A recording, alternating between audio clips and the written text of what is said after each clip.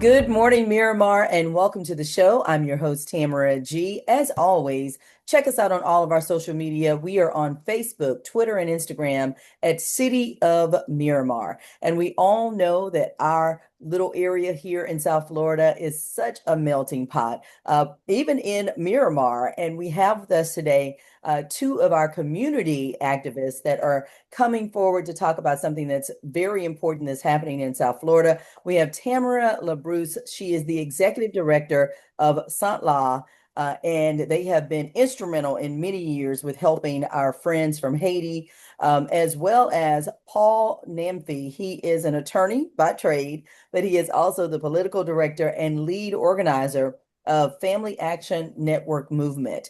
And I'm so happy to have both of you here because there have been some things that have happened in our government that are definitely going to affect a lot of families here in South Florida as well as in Miramar in particular. So, Thamara, I'll start with you, and then I'll ask Paul to give his little his take on it as well, his spiel. So. Sure. Thank you so much, Tamara, and thank you so much for having us on to talk about TPS, temporary protective status, and what's happening with that. Again, my name is Thamara Labrousse, and I'm the executive director of SUNTLA, the Haitian Neighborhood Center. We are a 26-year-old organization, full service social service organization, and our primary work, not exclusively, but primary work is working with Haitian immigrants and helping them to have access to the information services and resources they need in order to acclimate and to thrive. And so I'll stop right there just to have Paul introduce himself, and then I'll talk about the TPS issue. Paul? Thank you so much. And my name is Paul Christian Namphy, and I'm the political director and lead organizer at the Family Action Network Movement. And you mentioned the term attorney. In fact, I'm an advocate, which the avocat, it sounds like, advocate, which avocat meaning attorney, but actually my background is in the environment and in organizing. And so I am the basically the point person at the Family Action Network movement, working on questions of advocacy and on engaging the community around issues that are extremely important. But who is the Family Action Network movement? In a few sentences, founded by Marlene Bastien over three decades ago. She's currently the Miami-Dade County Commissioner, District 2. And it was founded as a women's center over 30 years ago to receive women in the community, to meet their needs, whatever they were, but in the same time, not just to give a handout, but to empower and to transform lives of low to moderate income families, socially, financially, and politically, giving our members the tools for their own transformation. And we've been to Washington, D.C., to Tallahassee, to different decision-making centers with our impacted parties. And so right now, obviously, we're in a very, very, very crucial situation with the question of temporary protected status. And I know that's what we're going to talk about today, including the event that's happening in 2 days. Well, Yes. thank you so very much, Paul. So, Tamara, let's get into it because I think that most people who immigrate here to South Florida feel like, well, once, or just America in general, that once we're here, we're here.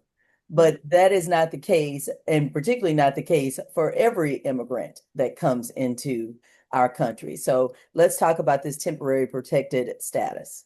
Correct. And thank you again. So Paul and I belong to a coalition of community organizations, service providers, and institutional partners that have been working to coordinate an emergency response to what's currently happening with temporary protective status. So a recent Supreme Court decision has cleared the way for the termination of temporary protective status for Haitians and Syrians. And so that impacts over 300,000 people across the country. And in our community, it impacts around 150,000 people. So temporary protective status is exactly that. It's a temporary status. It's a legal status that you're granted in order to be able to stay legally in the United States. What's also important about TPS is that it also gives you work authority. It gives you the ability to work and to be able to earn a living in the United States. And so with the recent Supreme Court decision, TPS is at risk to be terminated. And so that's the problem. And so with TPS, we're also talking about not just a large number of people, but we're talking about people who have lived here for many, many, many years. They work here, they have paid taxes here, they're raising families here, and they are, part of our community, and they are making, immeasurable contributions to our community every day. So the idea that these individuals would be essentially forced to leave, what is their home is really, troubling and very difficult. And so the work that Paul and I have been doing is to really try to stop that from happening. And so there's two specific things that we're working on that we wanted to speak to your audience about today. One is a national rally, and another is a bill, a Senate bill that we are working on to try to get bipartisan support so that we can extend TPS into 2029. And so I'll have Paul talk a little bit about that. But before Paul does that, I think, Thamara, for us, what's really critically important is understanding, a few things about TPS. One is a lot of our TPS